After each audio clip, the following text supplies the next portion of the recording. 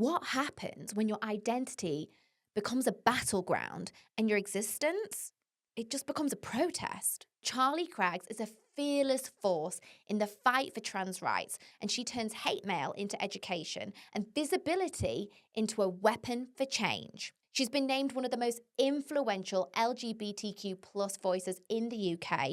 She's hilarious, raw, and unflinchingly honest about what it really means to be seen in a world that simply tries to keep erasing you.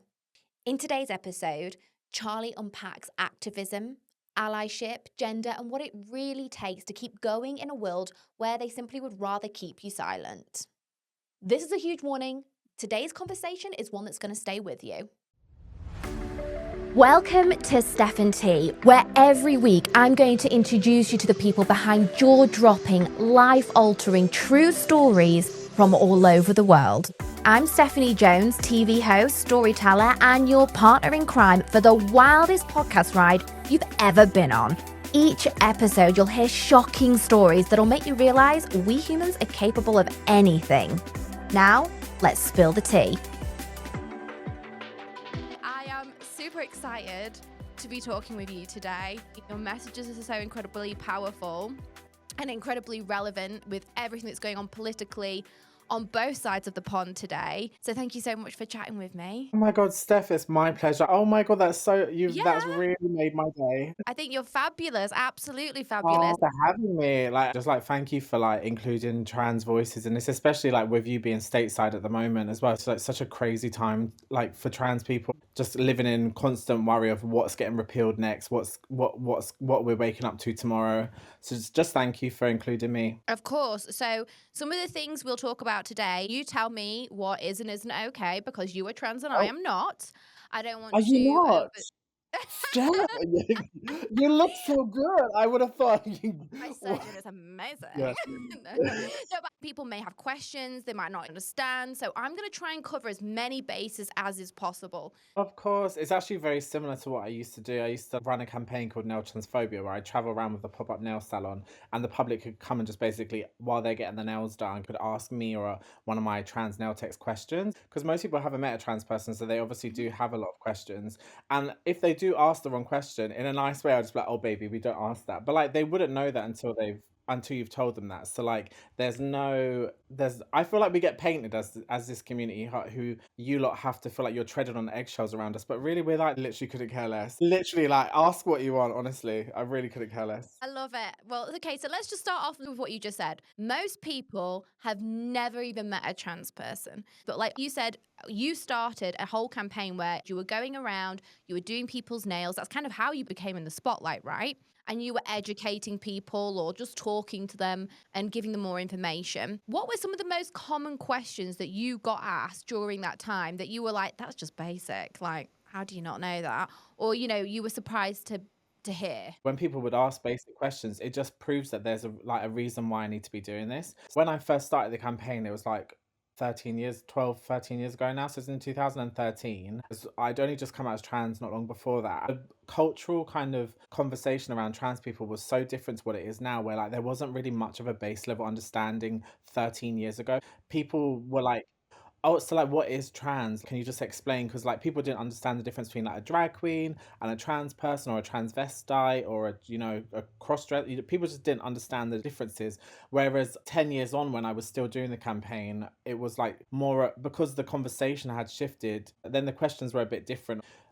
Maybe more about the struggles of everyday life, or what I've been through as a trans person. Maybe for them to try and understand why we feel the way we do or whatever. I was watching from the center of the storm how the conversation was shifting, actually kind of for the worse, because 13 years ago I couldn't have imagined some of the things that politicians over here in the UK, but even more importantly stateside, with Trump banning trans men from sports. But anyway, point being, it's just a really mad time to be trans and just be witnessing how you're the new political pawn who is being used to leverage votes by making people angry about us.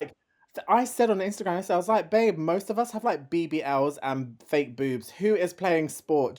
Do you know what I'm saying? Like, even aside from popping an implant, it's also just like it's heavy. Like, I have a big bum. I'm not being funny. Who can run with a big bum? I don't know many trans women who are playing sport. Also, most of us trans women were gay boys in school. Like, we weren't even playing sport in school. We're not a sporty community. This is mad. Like, it's just bizarre. But anyway, that's why I started the campaign, and they were a lot of the questions I was getting at the start. Yeah, so it literally questions just like, what is the difference between being gay, being trans, being a Yeah, yeah, transvestite, yeah. being a drag queen, like simple facts like Yeah, that. yeah. I didn't have a problem with it because I understood that the reason people have these questions is because 13 years ago there wasn't representation in the media that we have now, where it was hard to even name a famous trans person 13 years ago. I'm not really a fan of Caitlyn Jenner with some of her political beliefs, but we didn't have Caitlyn back then. We had Nadia on Big Brother in 2005, and then after that we didn't have anything for almost 10 years. So that's why I understood why people had these questions. There was all this talk about us in the media, like growing talk, but people were talking about us but not talking to us. So I was like, I need to give people a chance to actually meet the people that they're talking about, who they're saying that they're scared of. And if you met us, you'd realize you're probably not scared of us and that we could probably be friends, to be honest. I love that. That is so cute. How can we not like you? I mean, you Yeah, make it impossible. I'm giving free manicures. Okay, I'm gonna make you like me. I'm gonna paint your nails for free until you like me. Adore it. What gave you that idea though? Obviously not necessarily but the education, but like the painting nails, getting personal, because that is something that's super up close and personal. And they often say whether it's your hairdresser, your beautician, they're often like your therapist, your best friend. You give them your deepest, darkest secrets, right? So is that what gave you the idea? Yeah, that's why I was doing it, because I was like, I wanted a way to like foster these conversations, but in a way that wasn't like awkward. If I was just sitting at a table and we had a chat, it'd be a bit awkward. Whereas if there's an Mm. activity, it makes it less awkward. But also the nails make it so you're essentially like holding hands with a trans person. It's hard not to feel someone's humanity when you're like eye to eye, person to person. Essentially, I'm holding your hand while I'm painting your nails. I realized there's something in that. I don't know how I got the idea. It was a bit of divine intervention, I think. That was like the one of the good things I was put on this earth to do. Everything else is bad, Steph, No, but that's it's yeah. definitely not.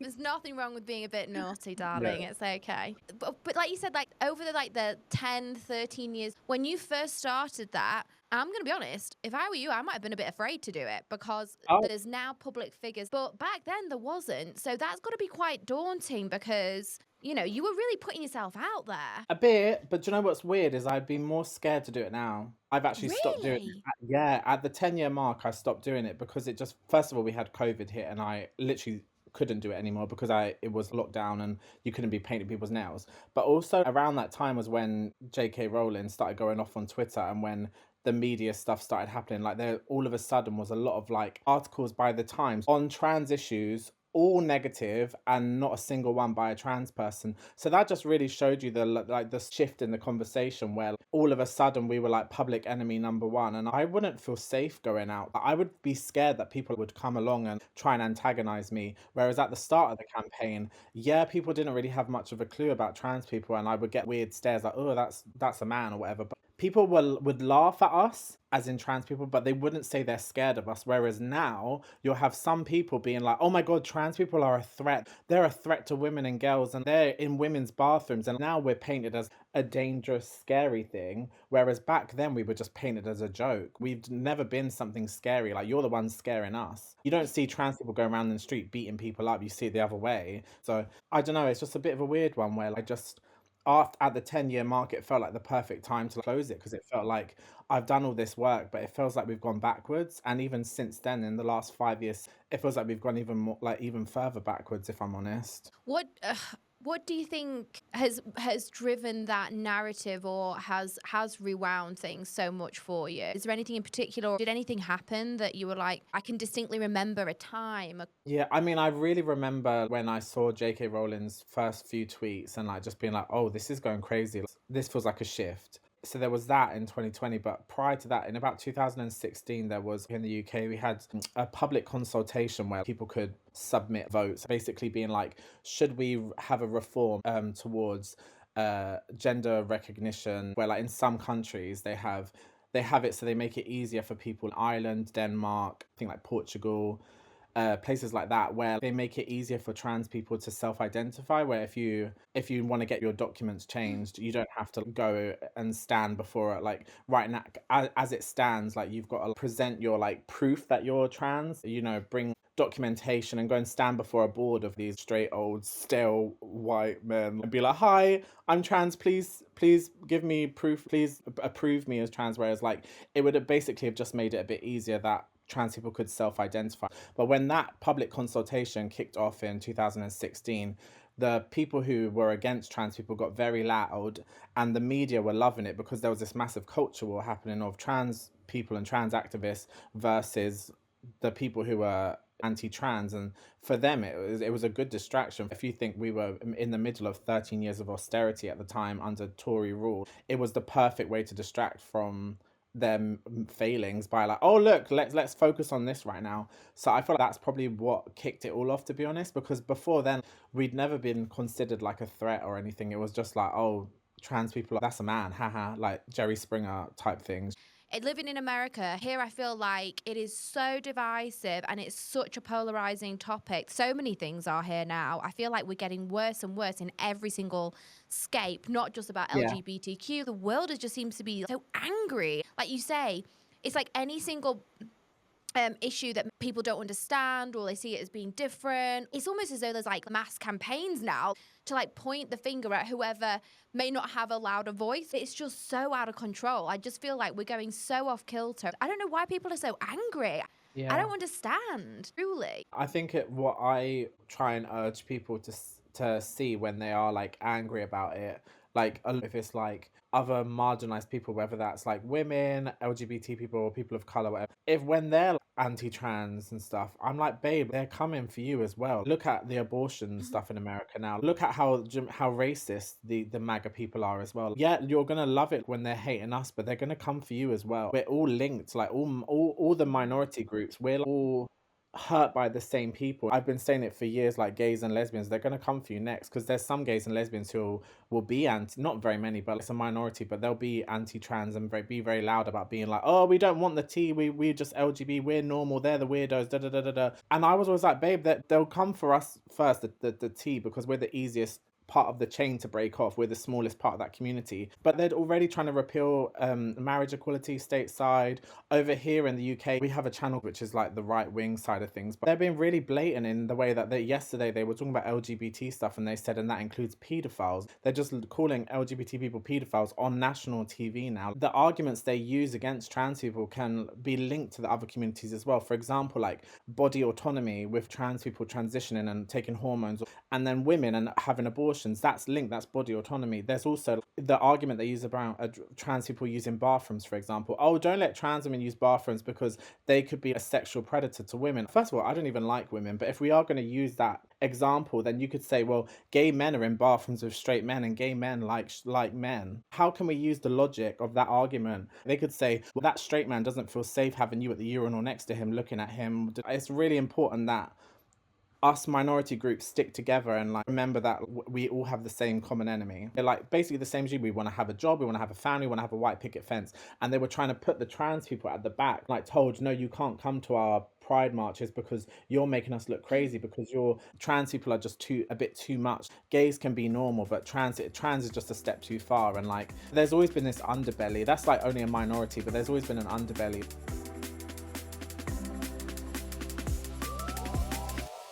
Rewind, Charlie, like back to baby Charlie. You went to an all boys school, which sounds literally like hell, especially for a trans girl. I mean, what? How did you survive? I didn't. I'm mentally deranged because of it. It was the most like horrible experience. Aside from all the bullying and stuff, just going to like an all is super toxic. Can you imagine just a school where there's just thousands of teenage boys? It is disgusting. It's disgusting, Steph. It stinks of piss all the time.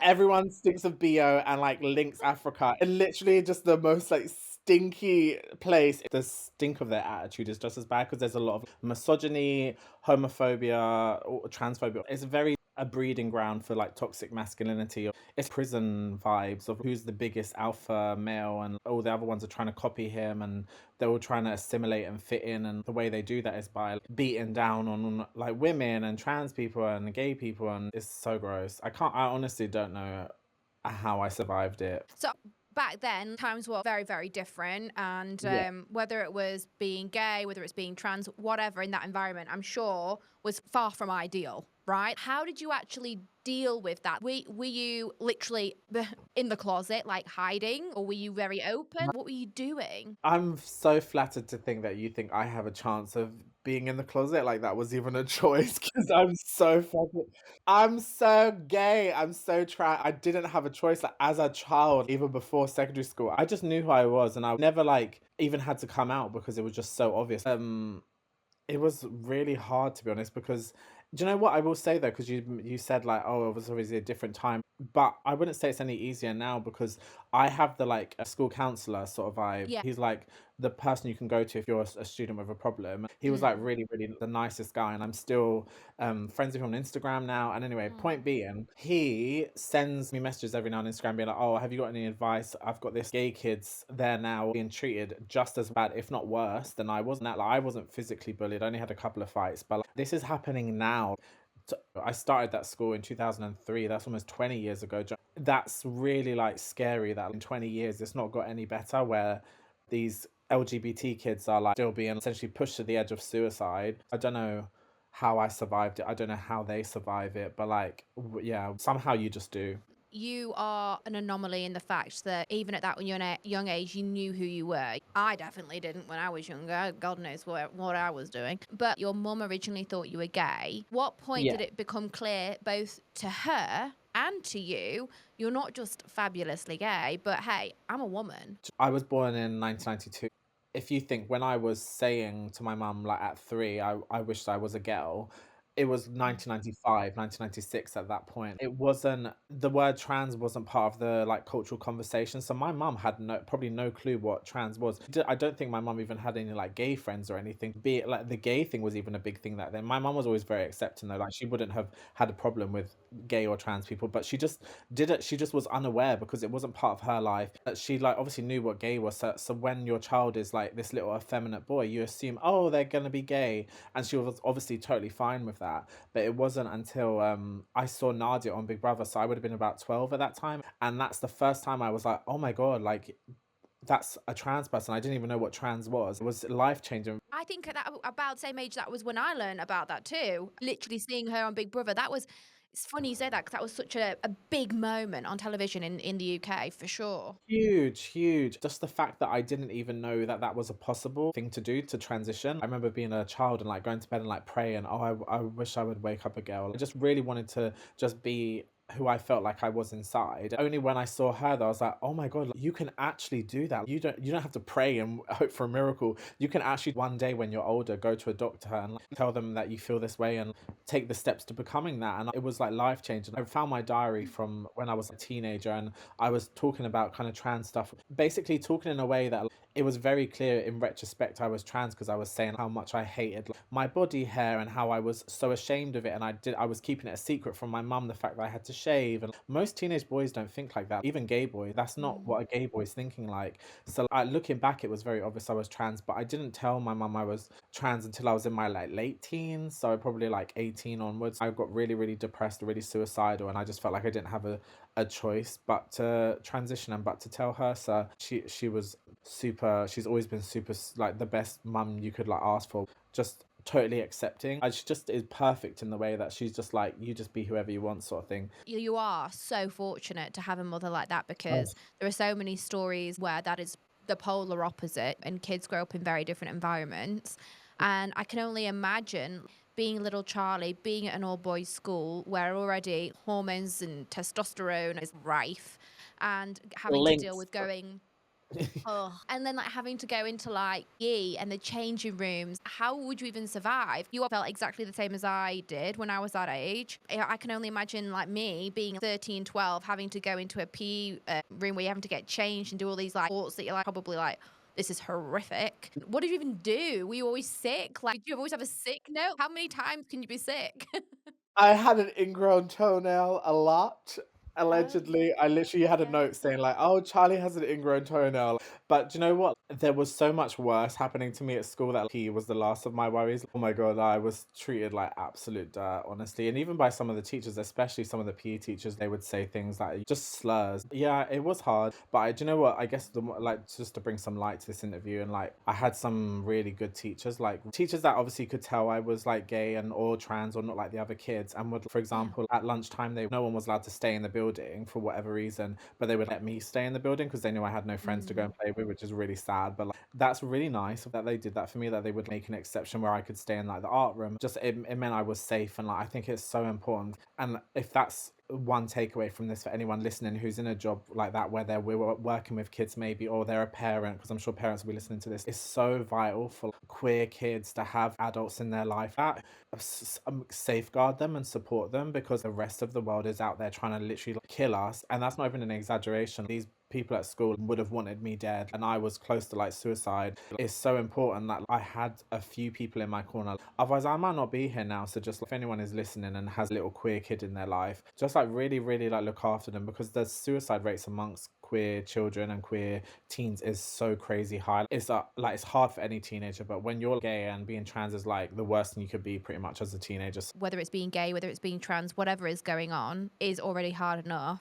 And then now, especially, there's all the pressure of social media, and people are Oh horrific on social. And yeah. I can't imagine being a teenager going through all of that, especially now on top of all of that. So true. I remember being like just at the end of school when like Facebook became a big thing. Like even MSN, I remember like, my bullies hacking into like MSN and starting fights with people under my name, so that when I'd go into school the next day, there'd be people trying to fight me, and I didn't understand why. And that was just MSN, so I can only imagine how hard the kids today have it, where they're being bullied in school, and then they go home, and then there's people sharing images of them online, like humiliate them, or nudes on like filming fights and stuff. It just is so much, it's so much worse. Yeah. You know who you are. Your mum knows who you are. You've seen Nadia. You're like, that's it. I get it. She's your epiphany of this is what I want out of life, right? She is Yeah. everything I want to be. What were your next steps? Did you go to a doctor? Did you go to a plastic surgeon? Did you have to save up for surgery? How do you then make it happen? So the first thing, like I think, and like we're taught to do, you need to book a appointment with your GP, because it was also, as well as realizing I was trans, it was also that I was like, I really want to kill myself right now. I'm so Right. depressed. I think being trans is only going to make this worse, because I'm going to be like now trying to go out in the street and just looking like a joke, and having people being even more mean to me than I was, like even as a like super feminine gay guy. Like it's only going to get worse. So I was like, okay, let me go to the GP. And I ironically, the person who was there to help me, actually they could have been the reason I ended my life. They were so bad to me, Steph. Like literally, this GP, when I told him I was trans, he kind of backed away and like looked at me and was so confused and was like, what is that? And then I had to explain what being trans was to this man who's got like a medical degree apparently. And then he was like, NHS don't do that. Like that was the most inappropriate comment, because like I'm not asking for you to give me a vagina right now. Look, like I don't have a vagina now even, do you know what I mean? But like point being, like that was like, what the fuck has that got to do with anything? If I'm there saying I'm suicidal, like you just gonna say just leave. But that's essentially what he did. He was like, oh, we don't do that. Just literally left the room in silence. It was the most awkward encounter of my whole life. I wish I could go back and honestly just like beat him up. I wish I sued him. It was so insane. Like I could have gone home and been like, well, this is pointless. I'm never going to be able to transition. I might as well kill myself. Thank God I'm someone who did know my rights and know that like he was just a fucking idiot. I went home and I just booked an appointment with another GP. Ironically, the next GP was also like a bit funny with me, where they were like an undertone of like, well, I'm not really cool with this, but was just basically like maybe a book an appointment with another GP, which is actually really like bad in itself. And do you know, like, in England anyway, like the amount of time between GP appointments, because like the NHS is under so much strain. So like I'm suicidal and I've got all these GPs basically being like, ew, go away. I finally got a GP of a woman, and she was like, as women are, just so much more understanding, and was just basically like, I actually don't know anything about this, but like, if you tell me what I need to do, I'll do it. So like I told her, you need to just refer me to like a counseling service for trans people, who then once they've given you a therapy and like they've spoken to you, then it's the gender identity clinic. They basically talk about giving you hormones and stuff, but that's like years on. But Mm. point being, all they Mm. had to do was send an email. But this woman who just showed me a bit of grace and literally just did her fucking job that the other two men didn't do,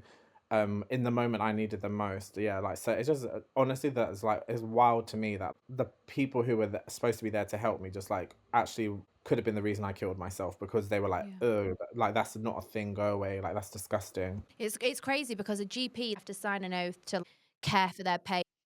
You know, even if they don't agree, even if they're like anti-trans, their primary duty of care is their patient, and it is to listen, and it is to not judge, and it is just to find them the best help for them. And so I do hope if anyone is listening that has a similar situation, that is going to that first initial GP appointment, and you do get the same reaction that Charlie did, please don't give up, and please keep searching, and know that there are other doctors out there that you can reach out to as well. Yeah, and please sue them. That will make me feel a lot better.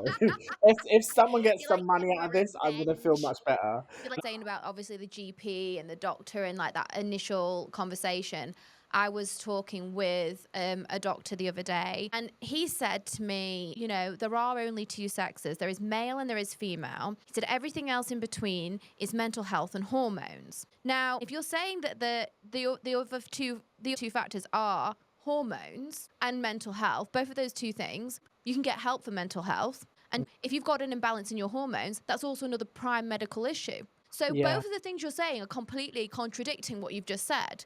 Because as a GP, if someone comes to you with either of those two separate issues that are anything else other than saying I'm trans, if someone came to you and said I've got a mental health problem, you will literally provide them yeah, with medication and care, yeah, therapy, counselling. If anyone comes and they've got a hormonal imbalance, yeah, you yeah, again can treat that. So for me, that is very confusing that he was like, yeah, yeah, that's it. It's either mental health or hormones. And I'm like, how is yeah. that then? Why can't you treat that? And more to the point, just sorry, but did you go to school? Because do you understand there's always been a third sex of intersex people? This is not like a new thing with millennials thinking they're trans. Literally, it's a biological fact. It's not like an opinion. It's a biological fact that there has always been people, and it's a large, but it's a bigger percentage of people than there are ginger people. Let that sink in. Who are third sexed, as in they're intersex. They possess a mixture of chromosomes. They have like genitalia, inner genitalia that's different. Mm-hmm. Point being, there's always been people who are not just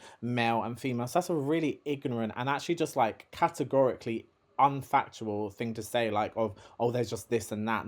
But you have such a good point in that, like, aside from saying I was trans, I went to that first GP and said, hey, I've just shaved, literally pulled a Britney. I literally shaved my head. I was like so like just manic, and I was like, I need help. And he's just like, sorry, we don't do trans, go away. You failed me and even in a mental health aspect. Like, I needed help and you didn't help me. Like, you've got such a good point in that, like, where is the compassion? And then on the hormone side of things, here over in the UK, they've banned trans teenagers from going on to puberty blockers, which has never been a problem, but they've just all of a sudden made it a problem. Anyway, cisgender teenagers, so teenagers who aren't trans, are still allowed to be given hormone blockers and have been given hormone blockers since the 80s. Because when, for example, when a teenager who isn't trans is going through what they call it a precocious puberty, where they're like not developing or developing too much or whatever, they are given hormone blockers, and it's never been a problem because it's nothing to do with trans people, and they are legally still allowed that. If hormone blockers really are such an issue that you're like, oh, we need to protect children, well, why aren't you protecting children who aren't trans? Why are they still being given them? There's such a double standard of like, hormones can only be helped with if you're not trans, but the minute you bring trans into the equation, like you pointed out, it becomes the like, well, no, we can't help then. It makes no sense. It's just it's really, really scary when like your life essentially lays in the hands of someone who just doesn't see your humanity, and it's just so unfair, like that some stupid old man gets to decide my life, and that like whether I should live or die, essentially, because I don't want to be here, to be quite honest, and I just needed a bit of help. I completely have compassion for every single thing you're saying, and I was a bit dumbfounded when he obviously said it, and I'm kind of like sitting there looking like, how do I even respond to this? Even if Yeah, in his mind it's as simple as black and white, yeah, it's as simple as it's either a mental health problem or it's a hormonal problem. So, okay, so deal with the mental health problem. Fix that. Get me to a yeah, place where I'm thinking along the lines of I'm calm, I'm stable, able to make rational decisions, and then I can come back to you and have another conversation where I'm not at the point of leaving this and then like killing myself. Maybe please pick up a book and read that. Like, we trans people are like a natural part of biology, just in the way that there's trans animals. You can look in the animal kingdom and see loads of examples of animals transitioning, literally going, just literally naturally transitioning, in the same way you can see gay animals. So how can you turn around and say, oh, being gay or being trans is not natural, when we see in the natural world that it is completely natural?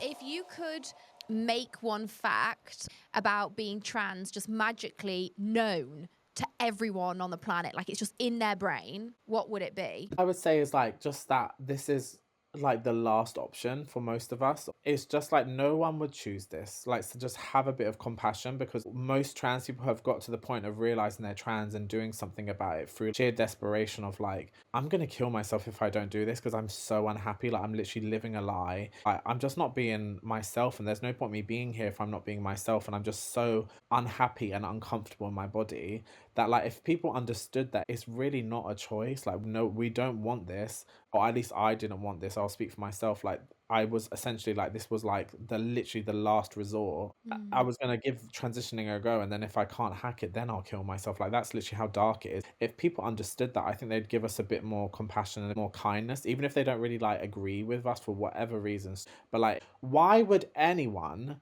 choose this fucking shit life of like, I can't even go to the corner shop without people hearing my voice, my big horrible manly voice that I don't want, and looking at me and laughing? Do you know how embarrassing that is? Like, I could cry now. Like, it makes me so angry. Like, it just ruins my life. Why would I want this? I could have lived a lovely life as a normal gay man. I'm white as well. I could have been a white man. Why would I fucking give that up to be some bottom of the barrel, like bottom of society, like trans woman who like literally can't go out her house without being laughed at? What? Okay, Who but would you're choose not at the bottom of the barrel. Don't say that. that? Don't I'm say. shaped like a barrel as well, Stephanie. That's really hard. I'm a fat trans woman, so it's even worse. But Oh, point being, it's like it's stop. really like hard. No, and I just would say to these like transphobes, like, would you want to be trans? You would be so embarrassed if you had to go out as like a trans person. Like, we're not choosing this. We wouldn't want this. Like, just give us a bit of compassion. And the old saying of like, if you haven't got anything nice to say, you know, we can all disagree, agree to disagree. There's people whose lifestyle choices I don't agree with. I don't go around trying to take away their rights. I just close my eyes to it, get on with my own life. I don't even think about them. And I wish people would apply that to my community and just be like, okay, I don't get it, but you know what? Just you do you. One point would be whether you think like trans women are like women. Like, I'm fine, but I'm a trans woman. Like, I'm not. I'm not a cis woman. I'm happy being called a trans woman. But there's people who are like, no, you're a man, and it's like, well, no, I'm actually just not a man. I have boobs. I have like long hair. I have like soft skin. I have a big bum. Like, if my hormone levels are much more like towards the female range. Like, you can't, like, even if you're gonna say like, oh well, you're not a woman, well, you can't really call me a man either, because that's the first thing people go to is like, oh, that's a man. That's a man. Well, it's like, well, I'm not really a man, and it's just so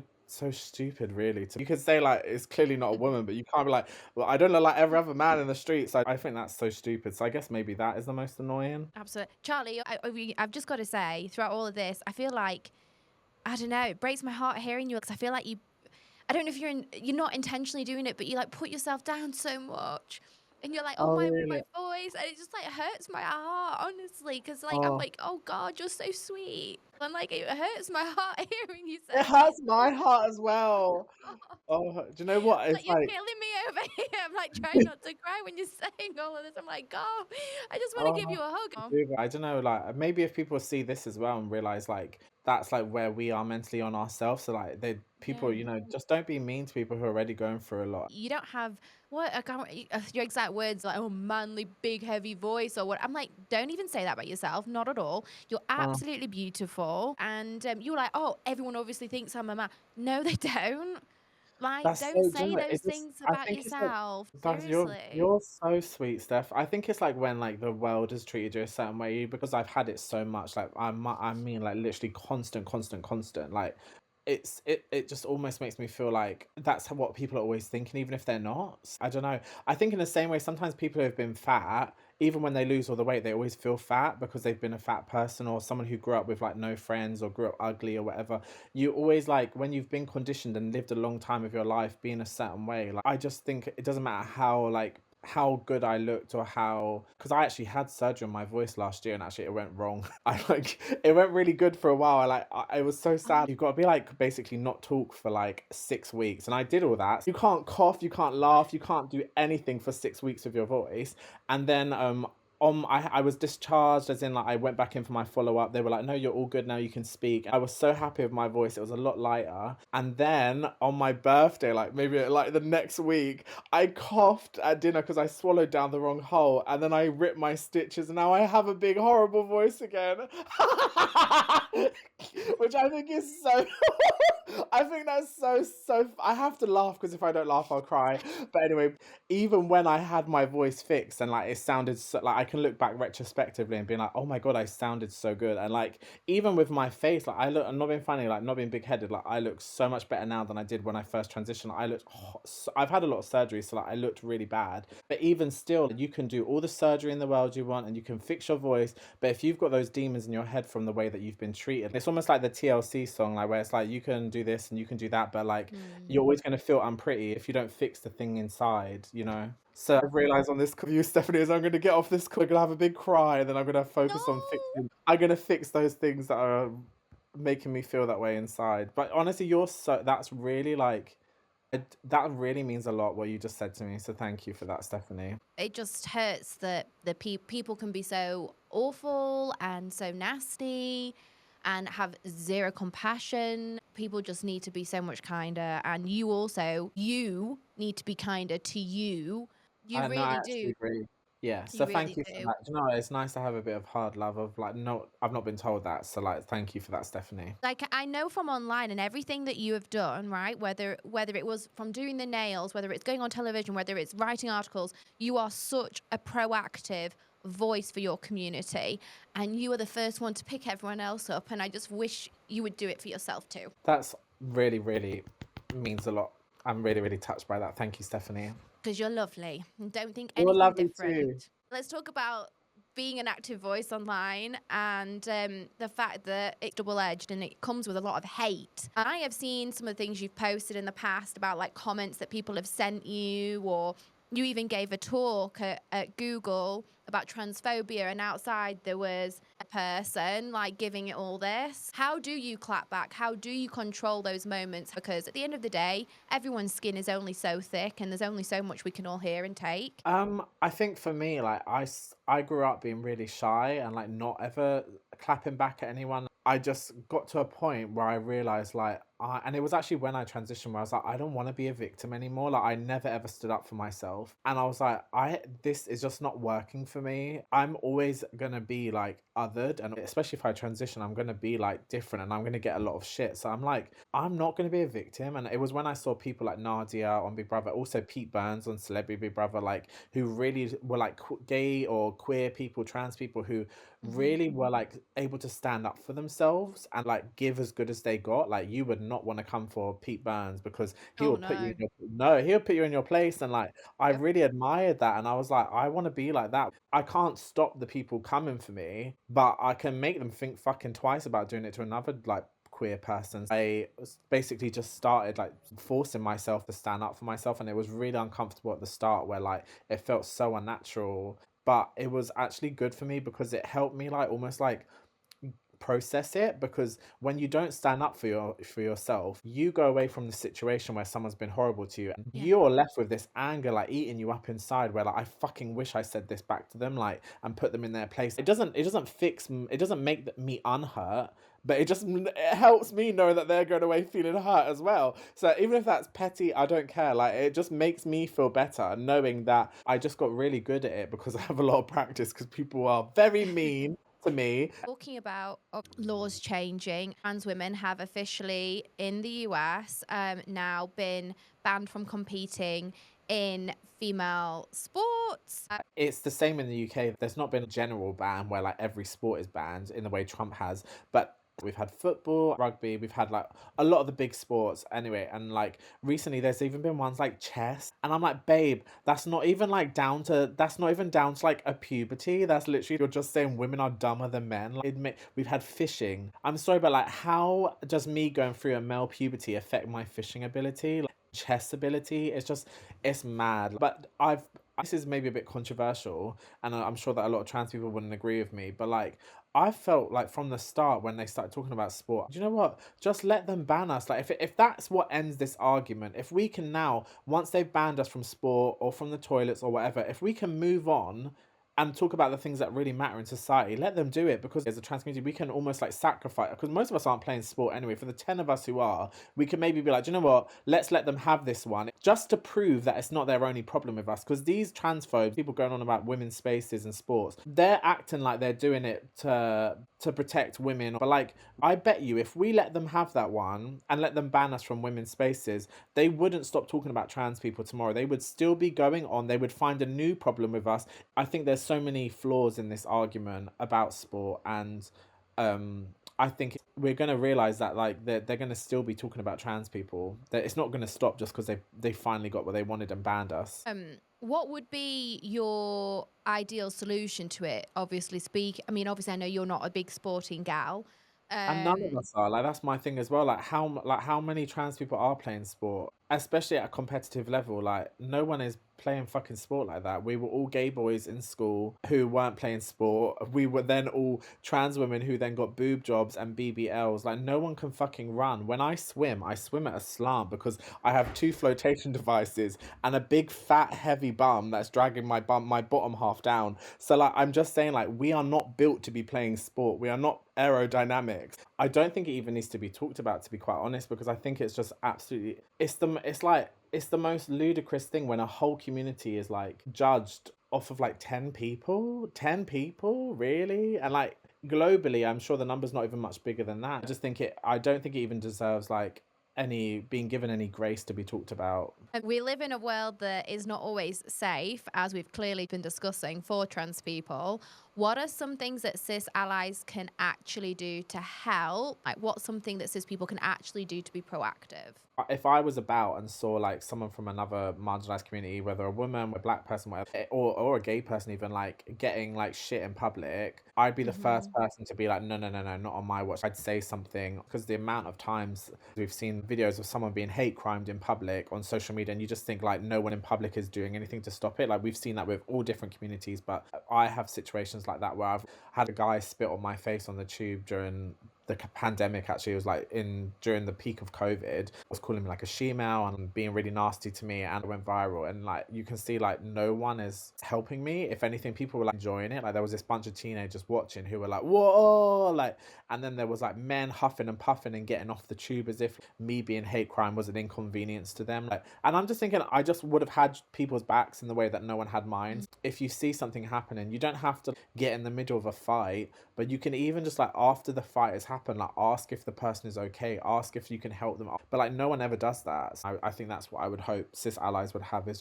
just like have our backs. Yeah, treat other people how you would want to be treated in that situation. Yeah, yeah. Like even before it gets to the confrontational point, you can just diffuse the situation by being like, oh, leave her alone. Like no one is laughing. Someone had just stood in and said that when those boys started on me. I can assure you, I would Yeah. have been spat on. Basically, be a good person. Yeah, it's not hard. Yeah, it's really not hard. Let's talk about all the fabulous things that you've got going on, because we have touched upon, obviously, baby Charlie becoming who you are today. Since you've been so proactive and been an activist, life has taken a turn. You are well known. You are absolutely killing it and an inspiration to so many people. I've been very lucky that like I was one of the only people really talking about trans stuff when it kicked off the conversation here in the UK. I was kind of given a voice in the media and in social media, and I've just like been very lucky to ride the wave of that. And you know, if I can have that conversation on TV, I'm reaching way more people than I could be with my pop-up salon. So I'm so grateful. I'm very grateful for like having a following online, so that when these really crazy shit things are happening in the world, it's the best feeling in the world knowing I can go on Instagram and I have a voice and like, people are listening and it will be heard. And people like my followers go hard for me. They'll be the ones reporting it to the police for me. So like it's probably one of the best things in my life is, like, it sounds really sad, but like having like my Instagram is one of the best things in my life. I do think it also allows the people that listen, that follow, that are looking for that help and guidance. It gives them a place to be free, be expressive, and support you. So I think it's amazing. Thank you, Steph. Thank you. Honestly, yeah, it's a really important to use your voice if you can. I'm just like, I'm gonna talk about the things that affect me. So yeah, thank you for that. Though it's really it keeps you going, because sometimes you're like, maybe I should just sell my soul because I'd have a bigger house if I did. Hey, well, let's talk about dating. What's Oh, going let's on? not. Anyone special out there for you at the minute? Let's not talk about dating, Steph, because it is the pits out here. I was actually supposed to be going on a date after this, and they've just cancelled. So like, yeah, that's where my dating life is right now. It's fine. It is what it is. Like, I feel I know who I am now. I'm very, very confident, and I'm very self assured, and like a man would be a lovely like perk to my life, but he's not a necessity, and I'm not gonna like settle for. I would have settled back then, and I would never ever settle right now. I would much rather be alone than be with the wrong person. I think um it's hard dating, but like if you are fine with yourself, then it's a perk, but it's not a necessity. And I think that's a nice place to be rather than dating out of desperation. I'm going to be rooting from the sidelines whenever you get a date or there's anyone that's like looking good. I'm going to be like, woo woo. Please do. Honestly, we're gonna be best friends now once we leave. We're gonna be best friends. I love it. I love it. Charlie, you are nothing but a superstar. Thank you for spending some time with me. Thank you, Steph. You are literally my new favorite person. No, I'm not just saying that. Like, I really think you are so. I was gonna swear. I think you're so lovely. So yeah, really, thank Oh, you for having thank me, you, my Steph. gorge. Charlie isn't just an activist, she's a lighthouse for anyone who's been told that they're too much, they're too different, or they don't belong. She fights not just with power, but with wit, warmth, and relentless hope. Whether you're a part of the LGBTQ+ community or standing alongside it, this is your reminder that change does not come quietly, and we all have to stand together. If you like the episode, go give it a like, share, subscribe, and I'll be back next week for more Steph and Tea.